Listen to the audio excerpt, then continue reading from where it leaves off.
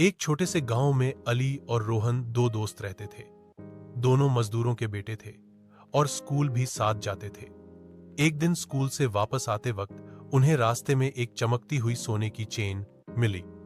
रोहन ने तुरंत कहा, वाह, ये तो हमारी जिंदगी बदल देगी, चल इसे रख लेते हैं। लेकिन अली ने मना कर दिया, नहीं रोहन, ये हमारी नहीं है, हो सकता है किसी गरीब की अमानत हो। सोच, अगर हमारी चीज खो जाए तो हमें कितनी परेशानी होती। दोनों चेन को उठाकर स्कूल के मास्टर जी के पास ले गए। कुछ देर बाद एक बूढ़ी औरत रोती हुई स्कूल आई।